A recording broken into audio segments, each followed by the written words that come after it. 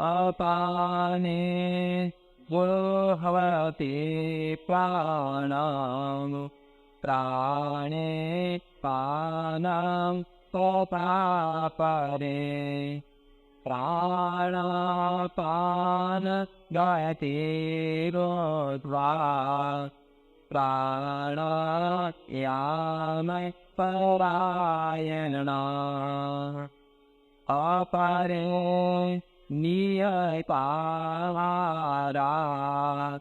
प्राणान् पाणेषु जुह्वति प्राणोऽप्येतो ज्ञानिदो याज्ञात्यापितकाल्मषा। 29वां और 30वां श्लोक। दूसरे कितने ही प्राणायाम के कराए हुए योगी लोग अपान में प्राण का पूरक करके प्राण और अपान की गति रोक कर तो प्राण में अपान का आवर करते हैं। होता अन्य कितने ही नियमित आहार करने वाले प्राणों का प्राणों में हवन किया करते हैं। ये सभी साधक यज्ञों द्वारा पापों का नाश करने वाले और यज्ञों को जानने वाले हैं। व्याख्या। अपाने जुह्वति प्राणम प्राणे पानं तथा परे प्राणापान गति रुद्वा प्राणायाम परायणः। टिप्पणी। इस 29वें श्लोक में अपरे कर्ता और जुह्वति क्रिया एक ही आई है, अतः यहाँ पूरक कुंभक और रेचक पूर्वक किया जाने वाला एक ही प्राणायाम रूप यज्ञ लिया गया है। प्राण का स्थान हृदय ऊपर तथा अपान का स्थान गुदा नीचे हो। योग चूड़ामणियोपनिषद में भी आया है, यदि प्राण स्थितो नित्यमपानो गुदमंडले। श्वास को बाहर निकालते समय वायु की गति ऊपर की ओर तथा श्वास को भीतर ले जाते समय वायु की गति नीचे की ओर होती है। इसलिए श्वास को बाहर निकालना प्राण का कार्य है और श्वास को भीतर ले जाना अपान का कार्य है। योगी लोग परवल बाहर की वायु को बाई नासिका के चंद्र नाड़ी के द्वारा विको ले जाते हैं। वह वायु हृदय में स्थित प्राण वायु को साथ लेकर नाभि से होती हुई स्वाभाविक ही अपान में लीन हो जाती है। इसको पूरक कहते हैं। फिर वह प्राण वायु और अपान वायु दोनों की गति रोक देते हैं। न तो श्वास बाहर जाता है और न श्वास भीतर ही आता है। इसको कुंभक कहते हैं। इसके बाद वे भीतर की वायु को दाईं नासिका सूर्य नाड़ी के द्वारा बाहर निकालते हैं। वह वायु स्वाभाविक ही प्राण वायु को तथा उसके पीछे पीछे अपान वायु को साथ लेकर बाहर निकलती है। यदि प्राण वायु में अपान वायु का हवन करना है, इसको रेचक कहते हैं। 4 भगवान नाम से पूरक, 16 भगवान नाम से कुंभक और 8 भगवान नाम से रेचक किया जाता है। इस प्रकार योगी लोग पहले चंद्र नाड़ी से पूरक, फिर कुंभक और फिर सूर्य नाड़ी से रेचक करते हैं। इसके बाद सूर्य नाड़ी से पूरक, फिर कुंभक और फिर चंद्र नाड़ी से रेचक करते हैं। इस तरह बार बार पूरक कुंभक रेचक करना प्राणायाम रूप यज्ञ है। परमात्मा प्राप्ति के उद्देश्य से निष्काम भाव पूर्वक प्राणायाम के परायण होने से सभी पाप नष्ट हो जाते हैं। ये प्राणायाम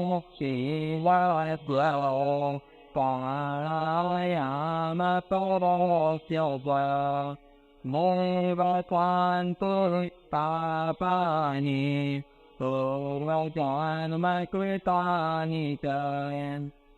अपरे नियताया प्राणानि प्राणेषु जुह्वति।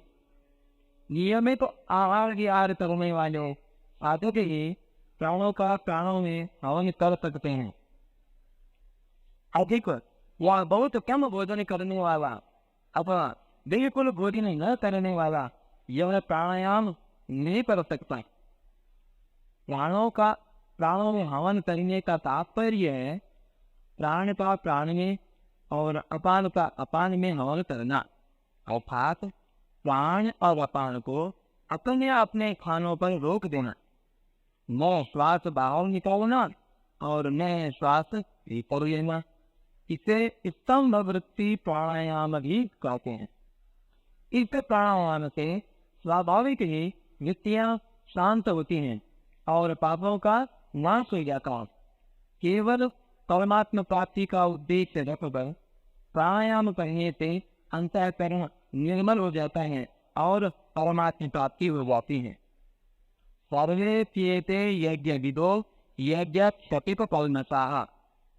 24वें श्लोक से 30वें श्लोक को पूर्वार्ध तक जिन यज्ञों का वर्णन हुआ हो, उनका अनुष्ठान करने वाले साधकों के लिए यहाँ सर्वे प्येते सब आवा है।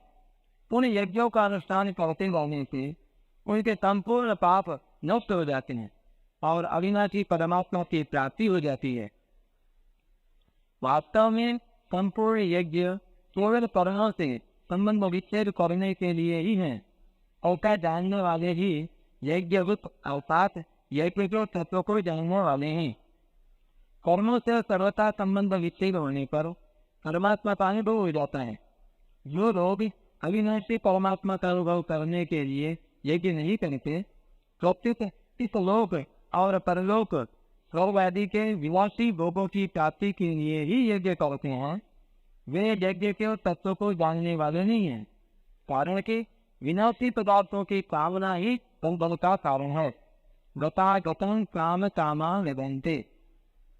अतः मन में कामना वासना रखकर परिश्रम पूर्वक बड़े बड़े यज्ञ करने पर भी जन्म मरण का बंधन बनाए रहता हो। मिटे मल के वासना नौ तत् भावे मना सोलते क्यों तत्प्रमये देवतन पुत्रा। विशेष बात, यज्ञ करते समय अग्नि में आहुति दी जाती है। आहुति दी जाने वाली वस्तुओं के रूप पहले अलग अलग होते हैं, परंतु अग्नि में आहुति देने के बाद इनके रूप अलग अलग नहीं रहते, अपितु सभी वस्तुएं अग्नि रूप हो जाती हैं। इसी प्रकार परमात्मा प्राप्ति के लिए जिन साधनों का यज्ञ रूप प्रवर्णन किया गया हो, उनमें आहुति देने का तात्पर्य यही हो कि आहुति दी जाने वाली वस्तुओं की अलग सत्ता रहे ही नहीं, तब स्वाहा हो जाऊं। जब तक उनकी अलग सत्ता बनी हुई, तब तक वास्तव में उनकी आहुति दी ही नहीं गई, अर्थात यज्ञ का अनुष्ठान हुआ ही नहीं। इसी अध्याय के 16वें श्लोक से भगवान कर्मों के तत्व का यानी कर्म में अकर्म का वर्णन कर रहे हैं। कर्मों का तत्व हो कर्म करते हुए भी उनसे नहीं बंधना। कर्मों को वह बंधने का ही एक साधन है यज्ञ। जैसे अग्नि में डालने पर सब वस्तुएं स्वाहा हो जाती हैं, ऐसे ही केवल लोक हित के लिए किए जाने वाले सब कर्म स्वाहा हो जाते हैं। यज्ञाय कर्ता कर्म स्वर्गम प्रविलीयते। निष्काम भाव पूर्वक केवल लोक हितार्थ किए गए साधारण से साधारण कर्म भी परमात्मा की प्राप्ति कराने वाले हो जाते हैं, परंतु सकाम भाव पूर्वक किए गए बड़े से बड़े कर्मों से भी परमात्मा की प्राप्ति नहीं होती। कारण कि उत्पत्ति विनाशशील पदार्थों की कामना ही बांधने वाली है। पदार्थ और क्रिया रूप संसार से अपना संबंध मानने के कारण मनुष्य मात्र में पदार्थ पाने और कर्म करने का लाभ रहता है कि मुझे कुछ न कुछ मिलता रहे और मैं कुछ न कुछ करता रहूं। इसी को पाने की कामना तथा करने का वेग कहते हैं। मनुष्य में जो पाने की कामना रहती है, वह वास्तव में अपने अंशी परमात्मा को ही पाने की भूख है, परंतु परमात्मा से विमुख और संसार के सम्मुख होने के कारण मनुष्य इस भूख को सांसारिक पदार्थों से ही मिटाना चाहता है। आंतरिक पदार्थ विनाशी हैं और जीव अविनाशी है। अविनाशी की भूख विनाशी पदार्थों से मिट ही कौन हो सकती है, परंतु जब तक संसार की सम्मुखता रहती है तब तक पाने की कामना बनी रहती है। जब तक मनुष्य में पाने की कामना रहती है तब तक उसमें करने का वेग बना रहता है।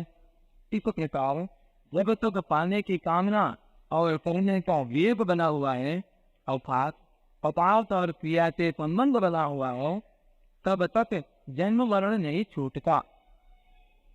इससे छूटने का उपाय है कुछ भी पाने की कामना न रखकर केवल दूसरों के हित के लिए कर्म करना। इसी को लोक संग्रह, यज्ञार्थ कर्म, लोक हितार्थ कर्म आदि नामों से कहा गया है। केवल दूसरों के हित के लिए कर्म करने से संसार से संबंध छूट जाता है और असंगता आ जाती है। अगर केवल भगवान के लिए कर्म किए जाए तो संसार से संबंध छूट कर असंगता तो आ ही जाती है। इसके साथ एक और विलक्षण बात यह होती है कि भगवान का प्रेम प्राप्त हो जाता है। परिशिष्ट भाव, निस्वार्थ भाव से केवल दूसरों के हित के लिए कर्तव्य कर्म करने का नाम यज्ञ है। यज्ञ से सभी कर्म अकर्म हो जाते हैं, अर्थात बांधने वाले नहीं होते। 24वें से 30वें श्लोक तक कुल 12 प्रकार के यज्ञ बताए गए हैं, जो इस प्रकार हैं। ब्रह्म यज्ञ, प्रत्येक कर्म में कर्ता, करण, क्रिया, पदार्थ आदि सब को ब्रह्म रूप से अनुभव करना। भगवद अर्पण रूप यज्ञ, संपूर्ण क्रियाओं और पदार्थों को केवल भगवान का और भगवान के लिए ही मानना। अभिन्नता रूप यज्ञ, असत से सर्वथा विमुख होकर परमात्मा में लीन हो जाना, अर्थात परमात्मा से भिन्न अपनी स्वतंत्र सत्ता न रखना। कर्तव्य कर्म रूप यज्ञ, केवल दूसरों के हित के लिए संपूर्ण कर्तव्य कर्म करना। संयम रूप यज्ञ, एकांत काल में अपनी इंद्रियों को विषयों में प्रवृत्त न होने देना। विषय हवन रूप यज्ञ, व्यवहार काल में इंद्रियों का विषयों से संयोग होने पर भी उनमें राग द्वेष पैदा न होने देना। समाधि रूप यज्ञ, मन बुद्धि सहित संपूर्ण इंद्रियों और प्राणों की क्रियाओं को रोककर ज्ञान से प्रकाशित समाधि में स्थित हो जाना। द्रव्य यज्ञ, संपूर्ण पदार्थों को निस्वार्थ भाव से दूसरों की सेवा में लगा देना। तपो यज्ञ, अपने कर्तव्य के पालन में आने वाली कठिनाइयों को प्रसन्नता पूर्वक सह लेना। योग यज्ञ, कार्य की सिद्धि असिद्धि में तथा फल की प्राप्ति अप्राप्ति में सम रहना।